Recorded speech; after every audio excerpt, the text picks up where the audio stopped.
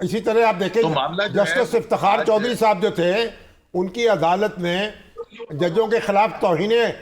यानी अदालत की कार्रवाई जो है उसकी धमकी दी थी, और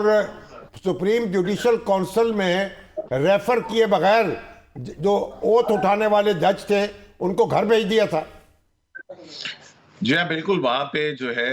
ये एक प्रेसिडेंट हमारे पास मौजूद है जिसमें जनरल परवेज मुशर्रफ की जो इमरजेंसी प्लस थी उसके खिलाफ एक रिस्ट्रेनिंग ऑर्डर 3 नवंबर को जारी किया था, जिसमें तमाम जज साहिबान को और एग्जीक्यूटिव अथॉरिटीज को ये कहा गया था कि इस पीसीओ के तहत आप हल्फ नहीं उठाएंगे, और उसको इमरजेंसी को सेटिसाइड या कलअदम या सस्पेंड कर दिया गया था। लेकिन उसके बावजूद बहुत सारे जजेस अपॉइंट हुए, और उस वक्त के चीफ जस्टिस थे अब्दुल हमीद डोगर साहब। तो फिर जब ये 31 जुलाई की जजमेंट आई जिसमें जनरल परवेज मुशर्रफ के इकदाम को गैर आईनी करार दिया, तो फिर उसके बाद 102 जज साहिबान वो इस बुनियाद पर हुए थे कि जो डीजोरे चीफ जस्टिस की कंसल्टेशन, क्योंकि उससे पहले ये था कि जो चीफ जस्टिस पाकिस्तान की मशावरत शामिल होनी चाहिए थी जजेस की अपॉइंटमेंट के हवाले से,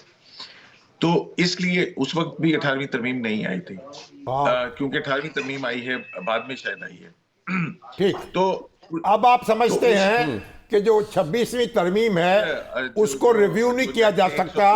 जो जुडिशियल कि रिव्यू गैर उसका आईनी मुमकिन तौर नहीं है। पर अपॉइंट हुए थे, उनको घर जाने के लिए कहा था, और जो जज साहिबान मौजूद थे और उन्होंने पीसीओ का हलफ लिया था, उनके खिलाफ कंटेम्प्ट ऑफ कोर्ट की कार्रवाई दी गई थी,